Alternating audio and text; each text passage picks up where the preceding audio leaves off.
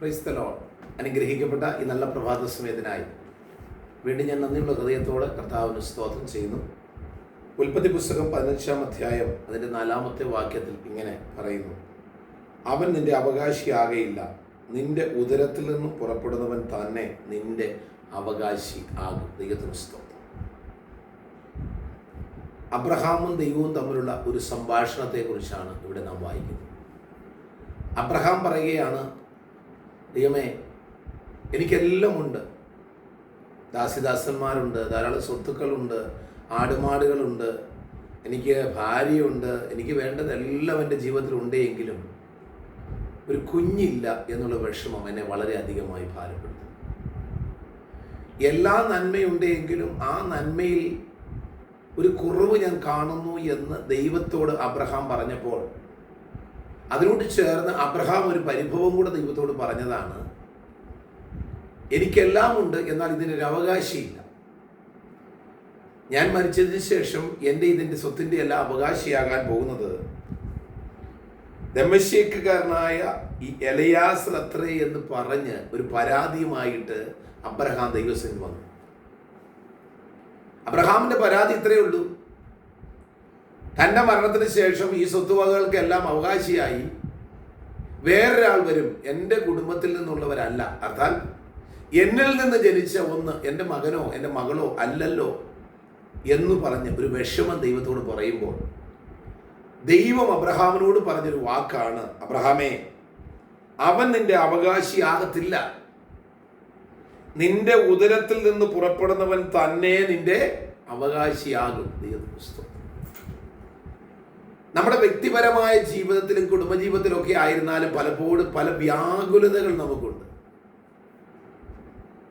പല വിഷയങ്ങളെ ഓർത്ത് നമ്മൾ വ്യാകുലപ്പെടുകയാണ്.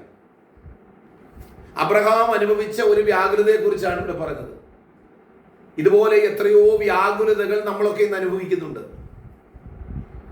ആ വ്യാകുലതകളുമായി നമ്മൾ ദൈവസന്നിധിയിലേക്ക് കടന്നു വരുമ്പോൾ ദൈവം നമ്മളോട് പറയുന്ന ഒരു മറുപടിയാണ്: നീ ചിന്തിക്കുന്ന ഒന്നും സംഭവിക്കാൻ പോകുന്നില്ല, അല്ലെങ്കിൽ അർത്ഥം നീ ഭയപ്പെടുന്നതൊന്നും നിന്റെ ജീവിതത്തിൽ സംഭവിക്കാൻ പോകുന്നില്ല. നമ്മളൊക്കെ പലപ്പോഴും ചിന്തിക്കുന്നൊരു ചിന്തയാ: ദൈവമേ, എന്ന് എനിക്കൊരു വീട് കിട്ടും, ദൈവമേ, എനിക്ക് എന്നൊരു ജോലി കിട്ടും. രോഗിയായി കിടക്കുന്ന ഒരു വ്യക്തി ഹൃദയത്തിൽ ചിന്തിക്കുന്ന: ദൈവമേ, എനിക്ക് എന്ന് ഈ രോഗക്കിടക്കയിൽ നിന്ന് എഴുന്നേൽക്കാനായിട്ട് സാധിക്കും. കടഭാരത്തിലായിരിക്കുന്ന വ്യക്തികൾ: ദൈവമേ, എന്ന് എൻ്റെ ഈ കടഭാരം മാറും. അങ്ങനെ പലവിധമായ വ്യാകുലതകളിലായിരിക്കുന്നവരുടെ മനസ്സിലുണ്ടാകുന്ന ഒരു ചിന്തയാണ്: എന്ന് ഈ പ്രശ്നങ്ങളിൽ നിന്നൊരു പരിഹാരം കിട്ടും. നമ്മളിത് ചോദിച്ചിട്ട് നമ്മൾ തന്നെ ഉത്തരം പറയുകയാണ്: ഓ, ഇതിനൊന്നും മറുപടി കിട്ടാൻ പോൽ, അല്ലെങ്കിൽ ഇതിനൊന്നും പരിഹാരമില്ല. പക്ഷെ ഇന്ന് പകൽക്കാലം ഞാൻ സ്നേഹിക്കുന്ന, ഞാൻ പ്രസംഗിക്കുന്ന എൻ്റെ കഥാവ് പറയുകയാണ്, എൻ്റെ ദൈവം പറയുകയാണ്: നിങ്ങൾ ചിന്തിക്കുന്നതോ ഭയപ്പെടുന്നതോ ഒന്നും നിങ്ങളുടെ ജീവിതത്തിൽ സംഭവിക്കത്തില്ല. നിങ്ങൾക്ക് കിട്ടേണ്ടതൊക്കെ നിങ്ങളുടെ കയ്യിൽ തന്നെ വരും. നിങ്ങളുടെ അവകാശത്തെ മറ്റൊരാളിലേക്ക് പോകുവാൻ ഞാൻ അനുവദിക്കത്തില്ല.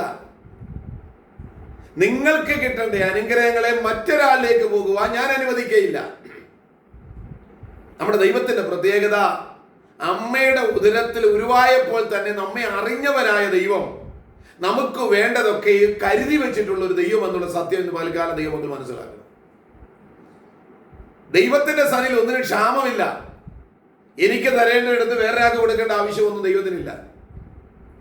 എന്നെ ശ്രദ്ധിക്കുന്ന സഹോദരങ്ങളെ, വാത്സല്യ സഹോദരങ്ങളെ, നിങ്ങളെ വ്യാകുലതകളൊക്കെ ഇന്ന് പകൽക്കാലം വിട്. നിങ്ങൾ ഭയപ്പെടുന്നത് സംഭവിക്കാനില്ല.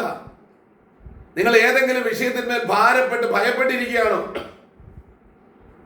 പക്ഷെ ഇന്ന് പകൽക്കാലം പരിശുദ്ധാത്മാവ് എന്നോട് പറയുകയാ, നിങ്ങളോട് പറയാൻ, വിളിച്ചു പറയാൻ: നിങ്ങൾ ഭയപ്പെടുന്നത് ഒന്നും സംഭവിക്കത്തില്ല. നിങ്ങൾ ഏത് വിഷയത്തിലാണോ തളർന്നും തകർന്നും പോയത്, ആ വിഷയത്തിന്മേൽ ദൈവം അനുഗ്രഹം നൽകി നിങ്ങളെ പിടിച്ചുയർത്താൻ പോകുകയാണ്. നിങ്ങൾ അധ്വാനിച്ചതിന്റെ ഫലം നിങ്ങളുടെ കയ്യിൽ തന്നെ വരും. ആരെങ്കിലും നിങ്ങളുടെ കയ്യിൽ നിന്നും അനാവശ്യമായി പിടിച്ചു പറിച്ചു കൊണ്ടുപോയിട്ടുണ്ടെങ്കിൽ ദൈവം പറയുന്നു, അത് നിങ്ങളുടെ കയ്യിലേക്ക് തന്നെ തിരിച്ചു വരും. സ്തോത്രം.